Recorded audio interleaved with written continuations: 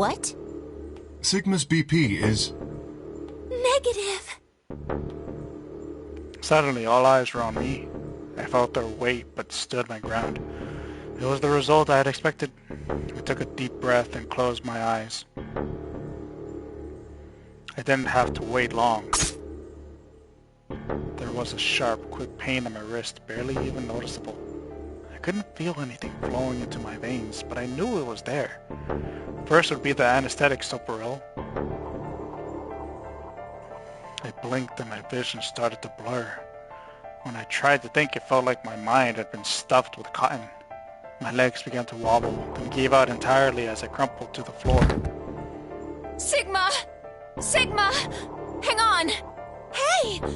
Sigma! Get up! Sigma! Oh no! Oh no, oh no, oh no! Trying to open my eyelids was like trying to lift sheets of lead. My eyes had lost the ability to focus, but I could make out a blur that had to be Dio in front of the number 9 door. Damn it! You'll keep your promise. God damn it! I groaned and with a Herculean effort lifted my head and then my sluggish body off the floor. Every step was a battle, and whenever I shifted my weight, my muscles threatened to give out again. But somehow I forced myself ahead, a single thought burning in my mind. I would reach Dio, then at last. A smudge of color faded into a recognizable person. I threw out my hand in front of him. Give it back. Give me the medicine. Give it back? Don't act like it's yours. Aren't we supposed to share everything we find here? I don't care. Just hand me the medicine. What are you talking about? We found the Axelavir in the laboratory. And Dio stole it. What? You mean he has it? Right now? Yeah. So? I kept my promise. Now you. I wasn't a fool. I knew the kind of person Dio was. There was a chance he wouldn't give us back the Axelavir. If he didn't, then I'd die with my hands around his throat. I gathered as much of my mind as I could and got ready to attack. Fine. Not quite what I'd have been expecting. Here. With a shrug, he pulled the vial out of his pocket and tossed it toward me. I caught it and pulled the tiny glass bottle to my chest, worried I might drop it. The label said unmistakably Axelavir. It was the real thing. Clover, take it.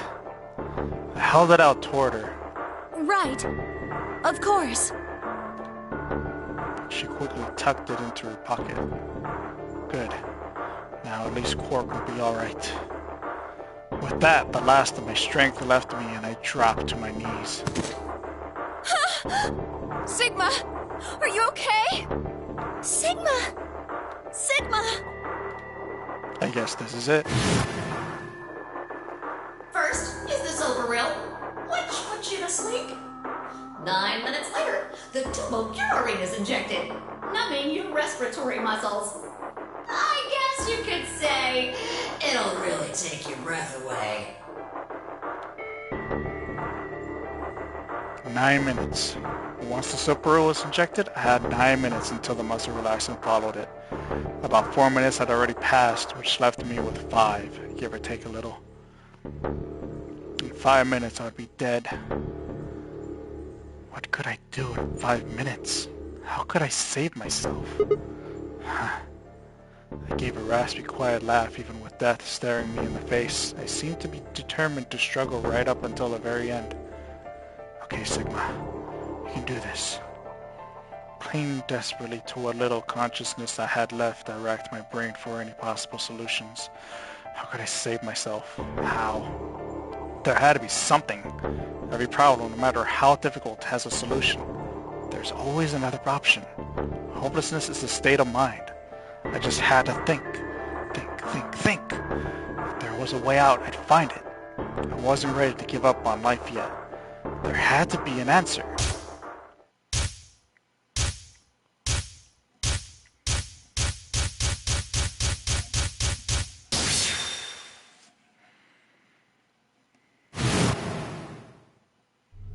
Sigma, what's wrong with your hand? There's something white on it. The structure of the bones in your arms isn't anything close to human. Your arms are cybernetic.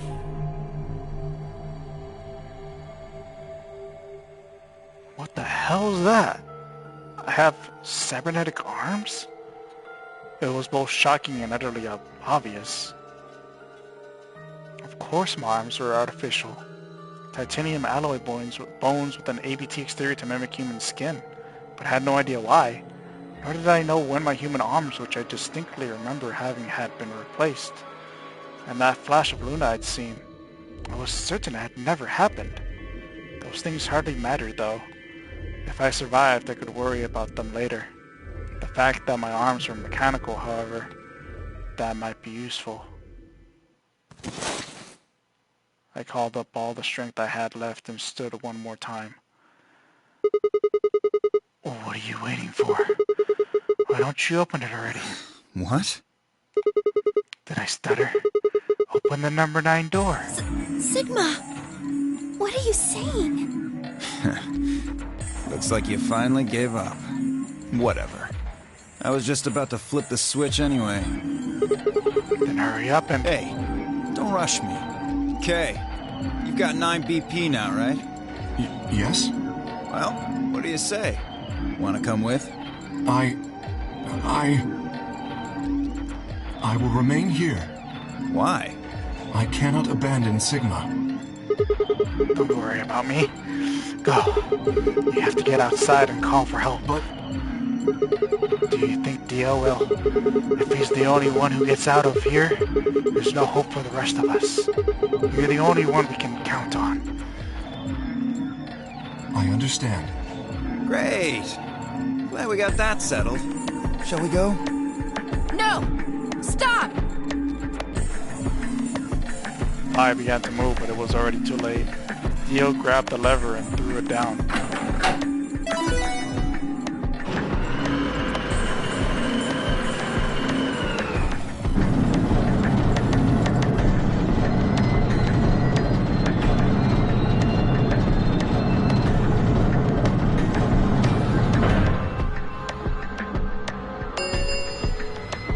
The number 9 door has been opened. It will remain open for 9 seconds. It's been fun. Peace. I promise to call for help and return as soon as I can. Please, do not give up hope. Yeah, I know. Just get going already. But... just you, okay? As Dio turned to look at me, I crouched. Then, calling on every last bit of strength my wearied body could supply, I launched myself toward him like a coiled spring. I slammed into his legs, knocking him to the floor and wrapping my hands around his ankle before he could get back up. Hey! What are you doing, you bastard? The door's gonna close! Let go! Let go, goddammit! Let me go! He lashed out with his free leg at my head, shoulders, and arms, but I held on. I ignored the pain tightening my grip with every blow. Hey! What the hell is this shit? Why are you doing this? You kept my promise, didn't I? Yeah, so did I. As far as I recall, it didn't say anything about letting you escape. What? Shit! Stop screwing around, asshole! I have to get out of here. I'm not going to let my sacred mission get fucked up by some self-righteous idiot! Dio began to pull himself along with his elbows, bit by bit edging closer to the exit. He was headed straight through the door, but the gate was already beginning to close. With only a few feet to spare before it shut, he crawled across the threshold and beyond the door. Sigma! Stop! That's enough! Please, you have to let go! The door's going to shut on you if you don't let go!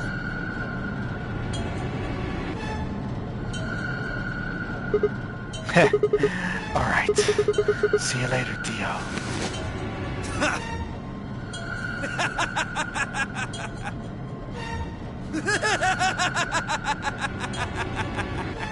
You're an idiot right up until the end, aren't you? Just hurry up and die, you senile old fuck! No. I'm going to live.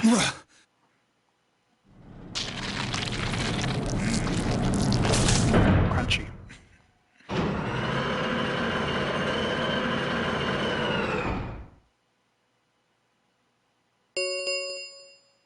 The number 9 door has closed.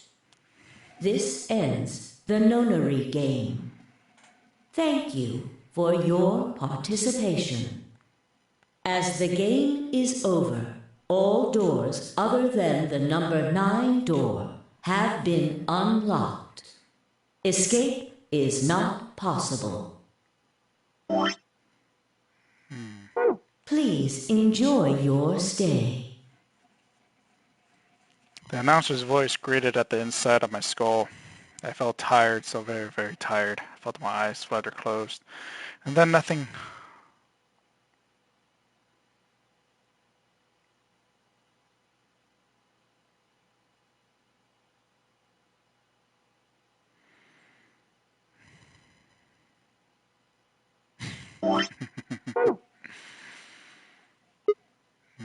Sigma!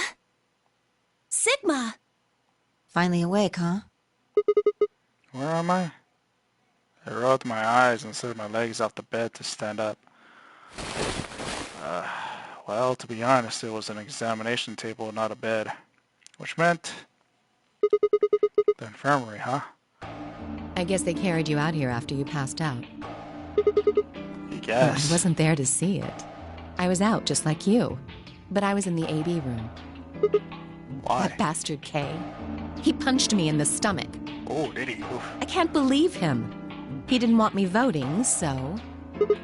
Whoa. And after he knocked you out, he voted betray, which brought his BP up to Yes. 9. So where is he now? On the other side of the number 9 door. With Dio. You told him to go, remember? Oh, yeah. Is your arm okay? I heard what happened. Cybernetic arms, huh? Can't say I'm surprised. I was starting to get a feeling something was up with you. I looked down at my left hand. Or rather, I looked down at where my left hand should have been. Instead, there was a stub wrapped in white gauze. I told myself I'd do anything to get the cure, even if it meant letting Dio betray me, but I had a feeling I might come to miss my hand.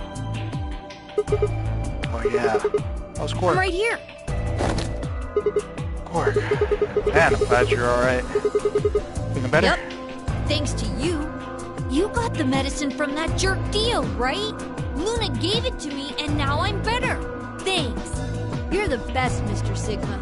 You saved my life.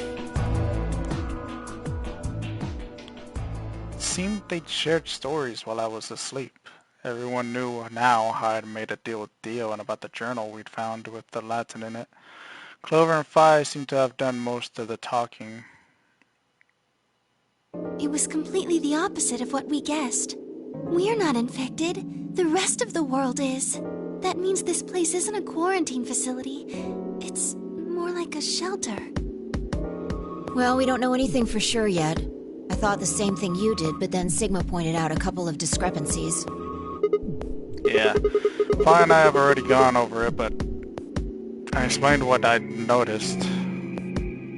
1. If we were in a shelter for uninfected people, why had Quark been infected? Any place designed to keep a virus like that out would have a lot of safeguards to keep anything from getting in. Had the virus really bypassed all those measures? It didn't seem likely. 2. The timing of our abductions in the pandemic's outbreak was strange. It would make sense if we'd been rescued after the disease had become widespread, but that wasn't what had happened. First, we'd been abducted, then the pandemic had broken out. 3. We didn't know why Zero had put us in their nonary game. If we were survivors he wanted to protect, then why try and kill us? If we were in a shelter, why wasn't it safe? Well, what about this? Maybe someone anticipated the pandemic. I don't know who. Probably Zero. Anyway, they grabbed us before the pandemic really started. Then they put us in the shelter. But then, after a while, he got bored, so he decided to have us play this game to kill time. Who on earth would make people he rescued play a game where they could die just because he was bored? Well, we don't actually know if there is poison in this bracelet. What? You're the only one who's gotten injected so far. And when you did, it was only Soparil. What are you saying? That what I did at the number 9 door was all pointless? No, that's not what I mean. That can't be it. I'm sure there's tubocurarine in the bracelets. The Atom's analysis confirmed it. But what if the Atom is lying? If you're going to do that, then we don't have anything to base any speculations on. You could say that the newspaper article was fake, or that the Latin journal wasn't real. Or the journal was real, but my translation was a lie. Made it up? No, my translation was accurate. I'm just making the point that once you start talking about this stuff being fabricated, it doesn't stop. I don't think Zero is doing this just to take the piss out of a lime. What? I was just trying to stress that I don't think Zero would do this to pass the time. How do you make that mistake? However, I do think Clover has half a point. Meaning? That someone did anticipate this pandemic. That part seems reasonable. Well, if the virus was spread on purpose, then I could see how that might make sense. Yeah. It's not like Noah put all the animals on his ark after the flood happened. He went around before the rain started falling to gather them all up, right? Are you saying that we were rescued because we're all that's left of humanity? We were brought here because someone knew there would be a pandemic that would turn us into an endangered species? Does that mean we're supposed to repopulate the planet? Repopulate? I looked around and did a quick inventory. God. 4 women, an old man, and a kid. That meant I was the only young fertile male? Repopulation, huh? That didn't sound so bad if that was the case. Maybe there wasn't any reason to escape. If the newspaper and the journal were right, then the world outside is crawling with a deadly virus. Why would we go expose ourselves to that? This would be the safest, happiest place on Earth. The game's over. There's no point to any of this now. No, that's not true. The game might be over, but we've still got a lot of unanswered questions. In fact, we've got even more questions. So, are those answers going to open the number 9 door again? It's all over. Why we're stuck here doesn't mean shit. The 8 of us aren't leaving, ever. That's all that matters. Is it 8? 1, 2, 3, 7... Oh, the old lady. 8. You're including the old woman? Yeah.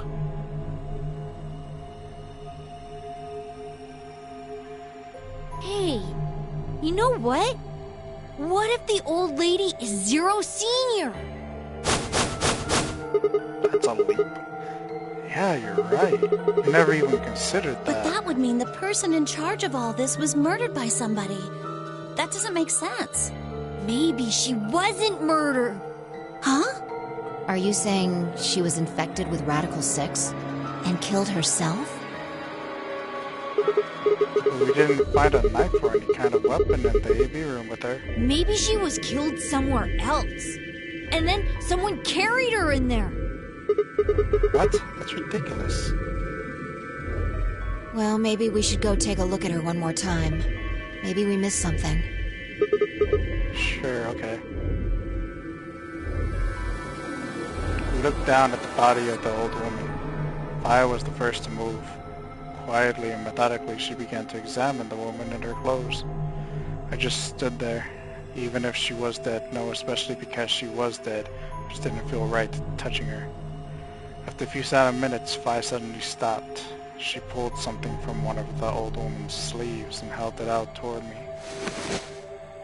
Kurashiki card. Looks like an ID card for this place. Since it's got her picture on it, I'd say it's a safe bet the card is hers. Huh, looks like her name is Kurashiki? Kurashiki. Ever heard it before? Nope. You? No. Anything on the back? Pass, jumpy doll. Shit. Shit. I think I need this, so... I think this is another password thing, man. I need the lock. That is... Need the lockups. Kurashiki. Jumpy doll.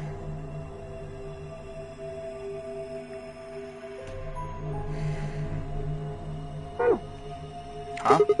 There's something written here. It says Jumpy Doll. Well, actually it says pass equals Jumpy Doll. So I'm guessing Jumpy Doll is a password of some sort. What the hell does that mean? Beats me. It was handwritten. She must have put it on here herself so she wouldn't forget it. Yeah.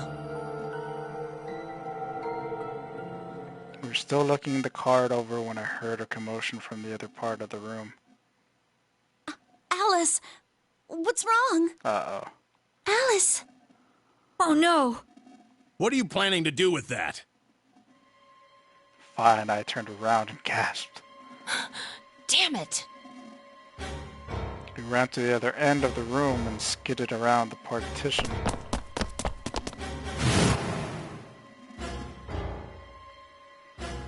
There stood Alice, her hand wrapped tightly around the scalpel. She didn't seem stable. Her eyes were flat and hollow. Her face was an emotionless mask. She was not well. The look on her face was all too familiar. Quark. She looked just like Quark had before he went insane. That meant... Goodbye! Her hand moved, lifting the scalpel up high in the air, then driving it down toward her heart.